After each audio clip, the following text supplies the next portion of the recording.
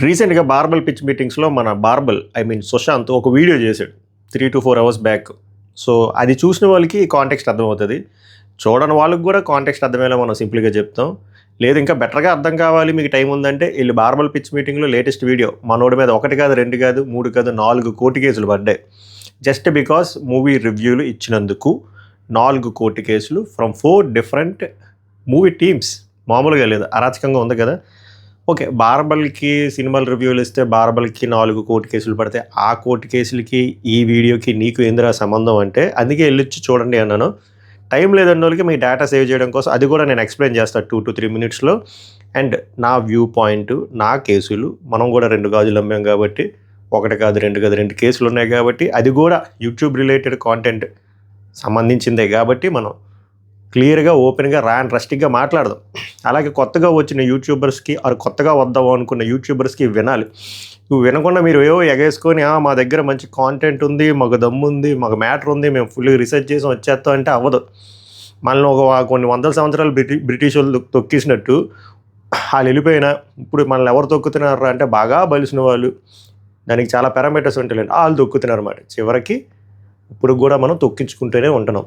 So, it's time తొక్కించుకోవడం కాదు, ఎదురెళ్ళండి. ఎప్పుడు మీరు న్యాయంగా, ధర్మం వైపు ఉన్నప్పుడు ఎదురెళ్ళండి.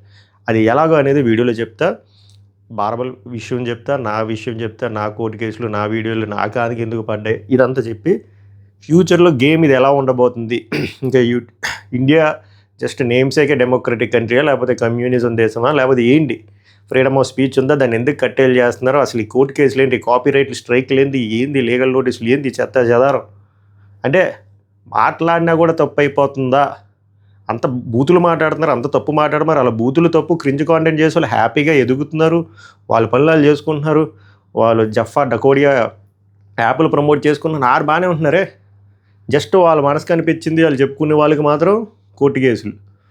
Okay, let's get into the show. Welcome to Pavan రాటాక్స్. మీరా నా పవన్ హే. ఫస్ట్ సీన్ ఎస్టాబ్లిష్ చేయాలి. ఫస్ట్ బార్బల్ వీడియోది మాట్లాడదాం, తర్వాత మాట్లాడదాం, తర్వాత ఏం జరుగుతుందని మాట్లాడదాం. అండ్ ఒక టేక్ అవే పాయింట్ ఉంటుంది. ఫ్యూచర్ యూట్యూబర్స్కి, కొత్త యూట్యూబర్లకి, బడ్డింగ్ యూట్యూబర్లనే కాదు, సోషల్ మీడియా ఇన్ఫ్లుయెన్సర్లకి చాలా వెరీ ఇంపార్టెంట్ ఈ వీడియో. సో మీకు ఎక్కడ ఇన్ఫర్మేటివ్గా అనిపిస్తే దయచేసి దీని వీడియోని లైక్ చేసి హైప్ చేస్తే ఎక్కువ మందికి రికమెండేషన్ వెళ్తుంది. అలాగే మీ ఫెలో ఇన్స్టాగ్రామర్స్కి, యూట్యూబర్లకి, సోషల్ మీడియా ఇన్ఫ్లుయెన్సర్స్కి ఈ వీడియో షేర్ చేయండి. ఓకే, సో దట్ అసలు ఏం జరుగుతుందో అర్థం అవుద్ది. మీకు ఇలాంటి లీగల్ నోటీసులు కానీ, ఇలాంటి కోర్టు కేసులు కానీ, కాపీరైట్ స్ట్రైక్లు కానీ పడితే ఏం చేయాలి అనేది క్లియర్గా చెప్తా. ఓకే, ఫస్ట్ ఆల్రెడీ నేను సంక్రాంతి టైంలో ఒక వీడియో చేశాను బార్బల్ మీద కోర్టు కేసులని. ఎందుకురా అంటే మనశంకర్ వరప్రసాద్ సినిమా మూవీ మనోడు రివ్యూ ఇచ్చాడు. రివ్యూ ఇచ్చిన నెక్స్ట్ డే వీడియో లేదు. ఎందుకు వీడియో లేదురా అంటే కమ్యూనిటీ పోస్ట్లో నీట్గా పెట్టాడు, లైక్ కోర్టు కేసు వచ్చింది. సో కోర్టు కేసులు వస్తే వీడియోలు మేము డిలీట్ చేయం. చాలామంది నన్ను కూడా అడుగుతారన్నమాట, లాస్ట్ ఇయర్ యుద్ధం చేసావు కదా, యుద్ధం ఆపేసావా, వీడియోలు ఎందుకు డిలీట్ చేసావు, వీడియోలు ఎందుకు ప్రైవేట్లో పెట్టావు, కామెంట్లు ఎందుకు రిప్లై అవ్వట్లేదు, ఎందుకు దాని గురించి మాట్లాడలేదని. పిల్లలు మీకు అర్థం కావాలి, మనకు హయ్యెస్ట్ ఆర్డర్ ఈ దేశంలో ఏదో ఉందంటే court. It could be high court, lower court or supreme court. So ఏ కోర్టు నుంచి అయినా మనకి ఆర్డర్ వచ్చింది అంటే first we have to respect the court orders. So మా విషయంలో కూడా అదే జరిగింది. కోర్టు ఈ ప్రాసెస్ అంతా ఒక ఫైనల్ జడ్జిమెంట్ వచ్చేంతవరకు ఆ వీడియోలు ప్లే అవ్వకుండా కోర్టు చూసుకుంది. మేమెవ్వరూ డిలీట్ చేయలేదు, మేమెవ్వరూ ప్రైవేట్లో పెట్టలేదు. Okay, coming back to the Barbal's issue. Review చేశాడు, రివ్యూని ప్రైవేట్లో కోర్టే పెట్టేస్తుంది, మనోడు పెట్టవలసిన లేదు. సో అలా జరిగింది. అప్పుడు నేను వీడియో చేశాను, ఇది రాంగ్, ఇది సారీ, ఫ్రీడమ్ ఆఫ్ స్పీచ్ని కట్టేలు చేయకూడదు, తనకు అనిపించింది అని చెప్పుకున్నాడు. ఓకే, తనేమి మూవీలో ఉన్న కాంటెంట్ తీసి పైరేటెడ్ వర్షన్ పెట్టలేదు, బూతులు తిట్టలేదు, డెరిగేటరీ పదాలు ఏం మాట్లాడలేదు, పర్సనల్ అబ్యూజివ్గా ఏం చేయలేదు, టార్గెట్ చేయలేదు, ఏం చేయలేదు. అతను ఒపీనియన్ అతను చెప్పుకున్నారు. అది సర్కాజం అంటే ఎవడ సర్కాజం వాడికి ఉంటుంది, ఒక్కొక్కడికి ఒక్కొక్క లెవెల్లో ఉంటుంది. ఈ లెవెల్లోనే సర్కాజం ఉండాలి, ఈ లెవెల్లో ఉండకూడదని ఎవడు చెప్పేది ఈ రోజుల్లో? ఎవడికి నచ్చింది, ఎవడికి మాట తీరాడిది, ఎవడ ప్రవర్తన ఆడిది, ఎవడ బిహేవియర్ అది. గివెన్ దట్ ఒక లైన్ ఉంటుంది, లైన్ దాటకూడదు. లైన్ దాటకుండానే సినిమా గురించి ఫ్లాస్ చెప్పాడు, ప్లస్లో చెప్పాడు, చిరంజీవి గారిని పొగిడారు, రొటీన్ సినిమా అని చెప్పాడు, అన్నీ చెప్పాడు. కట్ చేస్తే సినిమా రివ్యూ అప్లోడ్ చేసిన తర్వాత కోర్టు కేసు. నాకు అప్పుడు అర్థం కాలే ఈ టైం లైన్స్ అంత త్వరగా కోర్టు, సంక్రాంతి సెలవులు ఎలా వస్తాయని చెప్పి. తర్వాత ఇందాక వీడియో చూశాక నాకు అర్థమైంది, బేసిక్గా ఆ ఒక్క సినిమా కాదండి, నెక్స్ట్ పండగకి రిలీజ్ అయిన 5 సినిమాల్లో 4 సినిమాలకి కోర్టు కేసులు పడ్డాయి. ఒకటి మనశంకర వరప్రసాద్, ఇంకోటి రవితేజ సినిమా, ఇంకోటి అనగనగా ఓ రాజా, నవీన్ పోలిశెట్టిది బ్యాక్ టు బ్యాక్ 1, 2, 3 నారీ నారీ నడుమురారి. క్యారే సెట్టింగ్గా అనిపిస్తుందా? అది సెట్టింగే. బేసిక్గా కోర్టు నుంచి ఆర్డర్ తేవడం చాలా కష్టం. ఎవరికి? మనలాంటి వాళ్ళకి, బాగా ఇది ఉన్నోళ్ళకి, సర్కిల్ ఉన్నోళ్ళకి, ఎక్స్వైజీ ఉన్నోళ్ళకి ఈజీగా తెప్పించుకోవచ్చు. సో వీళ్ళు ఏం చేశారు అంటే హైకోర్టుని తెప్పించుకోవడం కష్టం కాబట్టి లోవర్ కోర్టుని తెప్పించుకుని, అది కూడా ఎక్కడి నుంచి అంటే బెంగళూరు నుంచి. సో దట్ ఎలారా అంటే ముందుగానే సినిమా రివ్యూ ఇవ్వకముందే 4 వరుసకు కొట్టుకొని వెళ్ళిపోయారు కోర్టు కేసులు వేసేసి ఒక లూప్ హోల్ యూస్ చేసి మనోడికి 4 కేసులు వేశారు. ఏమిరా అంటే రకరకాల, అందులో స్పెసిఫిక్ పర్సన్ మీద వేశారంటే స్పెసిఫిక్ పర్సన్ మీద వేయలేదు, అజంప్షన్స్ మీద వేశారు. మీరు మా మూవీ కంటెంట్ వాడుతున్నారు, మీరు డెరిగేటరీగా మాట్లాడుతున్నారు, రాంగ్గా మాట్లాడుతున్నారు, ఇది ఆడుతూటి ఇవన్నీ చెప్పి కేసులు వేసి ఇప్పుడు బ్లాక్ చేశారు. సో దట్ కేసు వేస్తే భయపడతారు. ఎందుకంటే ఒకనొక టైంలో ఎలా ఉండేదంటే కాపీరైట్ స్ట్రైక్లు వేసేవారు.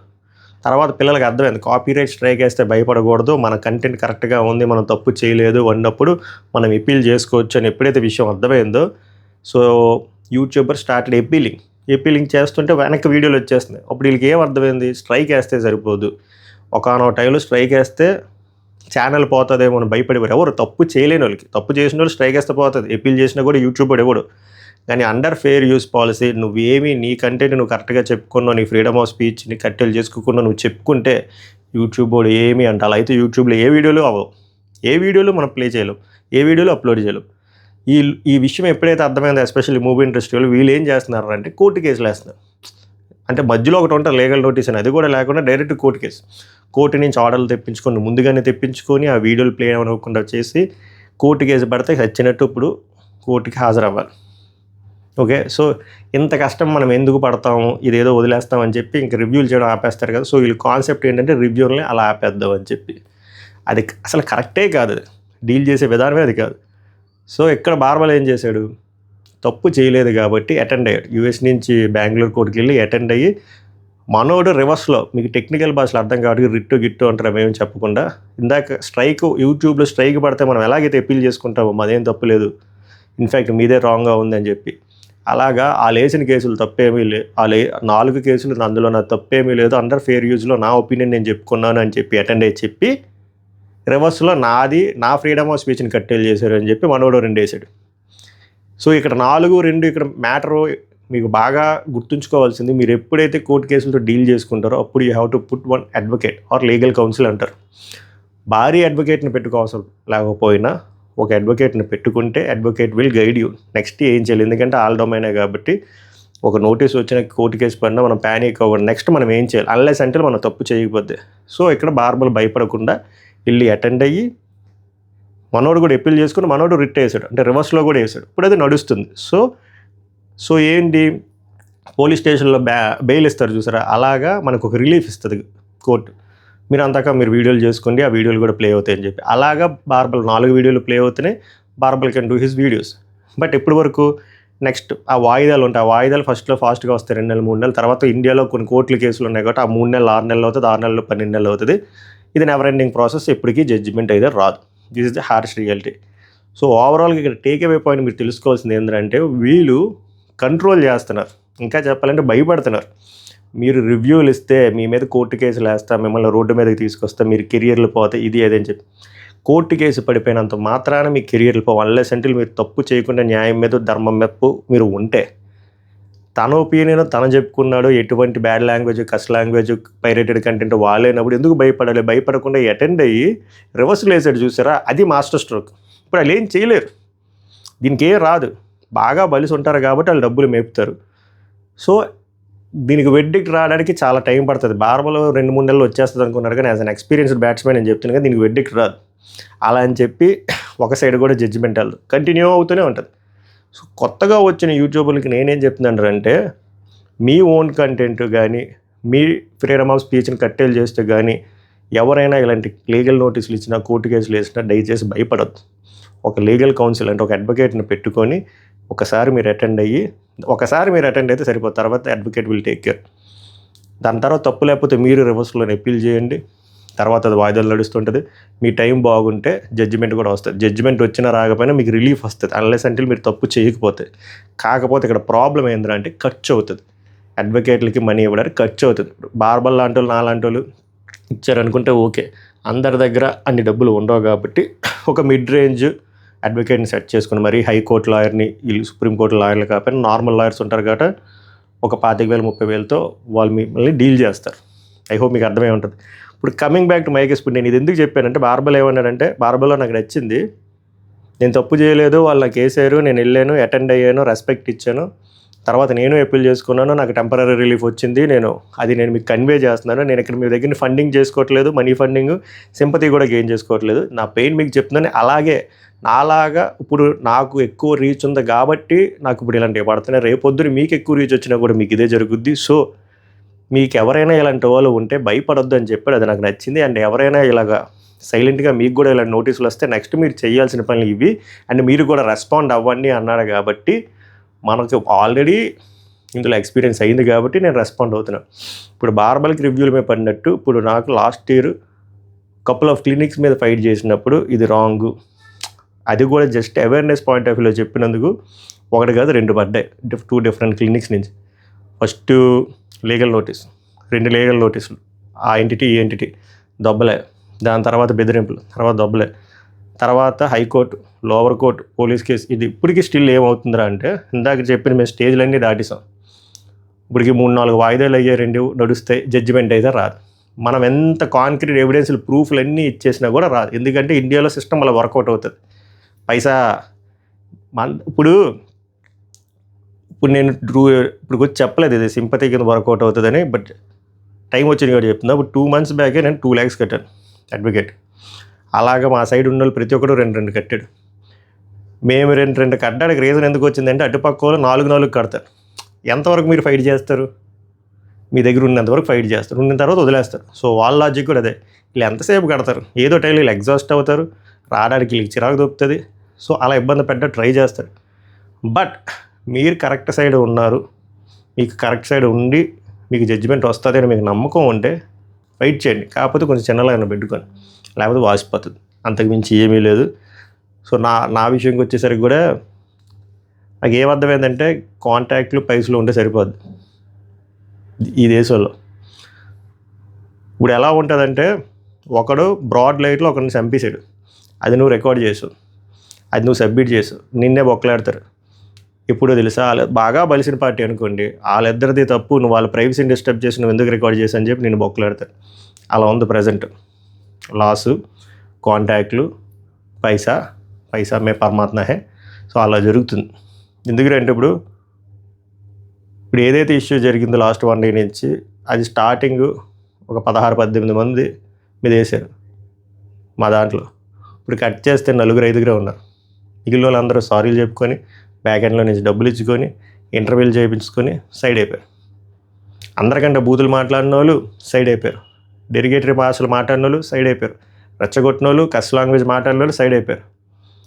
ఏ బూతులు మాట్లాడకుండా కాంక్రీట్ ప్రూఫ్లతో వీడియోలు చేసిన వాళ్ళు మాత్రం ఇంకా ఫైట్ చేస్తున్నాం. అట్లా ఉంటుంది ఇండియాలో. ఇప్పుడు ఎవరైనా ఇండియాలో ఉండి ఇండియన్ తిడుతున్నామంటే, ఇండియన్ తిట్టట్లే, ఇండియాలో ఉన్న సిస్టమ్ తిడుతున్నా. ఓకేనా?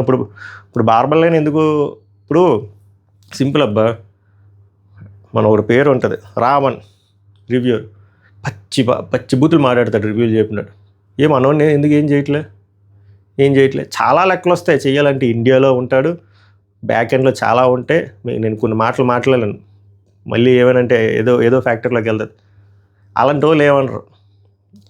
ఎటువంటి బ్యాడ్ లాంగ్వేజ్, కస్ లాంగ్వేజ్ వాడకుండా ఆనెస్ట్గా ఒపీనియన్. ఇప్పుడు సినిమా బాగుంది, సినిమాని ప్రతి బాగుంది సినిమాని మనోడు బాగాలేదు అంటే మనోనే దేకరు కదా. అయినా మనోని ఎందుకు దిగుతున్నారు? ఏదో ఆనెస్టీ నచ్చే కదా. ఇప్పుడు నాకు బార్బల్కి పాయింట్ ఆఫ్ వ్యూ మ్యాచ్ అవ్వవు, but end of the it's his opinion, ఇది నా ఒపీనియన్. ఈ బేసిక్ లాజిక్ కూడా తెలుసుకోలేకపోతున్నారు మూవీ ఇండస్ట్రీ పెద్ద పీపుల్. సో వాళ్ళు ఏమనుకుంటున్నారంటే, ఇలా కోర్టు కేసులు ఇలా వేసి భయపడితే ఆగిపోతారు. ఒక రివ్యూ రాగాడంటే ఆల్రెడీ రగాడి నేను రివ్యూలు చేయని చెప్పి సైడ్కి వెళ్ళిపోయాడు. ఇప్పుడు బార్బల్ భయపెట్టాం, 2-3 భయపెడితే వాళ్ళకి నచ్చిన బ్యాచ్లతో వాళ్ళకి నచ్చిన రేటింగ్లు రివ్యూలు ఇప్పించుకుంటారు. ఆల్రెడీ 2-3 అమ్ముడిపోయే బ్యాచ్ ఉంది 2-3 ఏళ్ళ నుంచి. అదే పెద్ద హీరోలకు ఒక రివ్యూ, చిన్న హీరోలకు ఒక రివ్యూ. సో బేసిక్గా అలా సెట్ చేద్దాం అనుకుంటున్నారు, కానీ తప్పది. ఇది డెమోక్రటిక్ కంట్రీ, అందరికీ ఫ్రీడమ్ ఆఫ్ స్పీచ్ ఉంది, వాడికి నచ్చింది వాడు చెప్పుకుంటాడు. అన్లెస్ అంటే వాళ్ళు మీ మీద పర్సనల్ అటాక్ చేసిన బూతులు మాట్లాడినా మీ మీ ఒరిజినల్ కాంటెంట్ వాళ్ళు ఎక్కడైనా వేరే విధంగా వాడిన అంటే పైరేటెడ్ చేస్తే అవే లేవు కదా. అవే లేనప్పుడు ఎందుకు ఇవ్వండి నేను. So my final message to upcoming YouTubers, upcoming Instagrammers, upcoming social media influencers and already struggling స్టేజ్లో ఉన్న వాళ్ళు, కొత్త స్టేజ్లో ఉన్న వాళ్ళు, ఆనెస్ట్గా మీ వర్క్ మీద చేయండి. వన్స్ మీరు ఎదుగుతున్నారు అన్నప్పుడు ఇలాంటి రాళ్ళు పడతాయి, అవి జాగ్రత్తగా దాచుకొని దాని తిల్లు కట్టుకొని ఇలాంటి స్ట్రైక్లకు కానీ కేసులు కానీ భయపడదు. అన్లెస్ అంటే మీరు తప్పు చేయకపోతే డిఫెండ్ చేసుకోండి, అపీల్ చేసుకోండి. ఎండ్ ఆఫ్ ద డే మీరు వదిలేశారనుకోండి, మీరు తప్పు చేశారని మీరు ఒప్పించుకున్నట్టే కదా. అలా ఒప్పించుకుంటారంటే మీరు అసలు సోషల్ మీడియాలోకి రావద్దు. So as of now social మీడియాలోకి రావాలి అంటే గట్స్ ఉండాలి. ఎందుకంటే ఇంతమంది ఉన్నారు పురుగులు, వీళ్ళందరితో ఫైట్ చేసుకొని ముందుకెళ్ళాలని చాలా కష్టం. నువ్వు ఏ ప్లాట్ఫామ్లో ఎదుగుతున్నావంటే నేను లాగడానికి బోల్డ్ మంది ఉంటారు, సోషల్ మీడియాలో బొచ్చుడు మంది. సో వాళ్ళకి నేను లేదు బ్రో, నేను అలాగ వదిలి వాళ్ళకి ఒకరికే డప్పు కొట్టుకుంటాను అనుకుంటే ఓకే, మీరు 100% సక్సెస్ఫుల్ అవుతారు.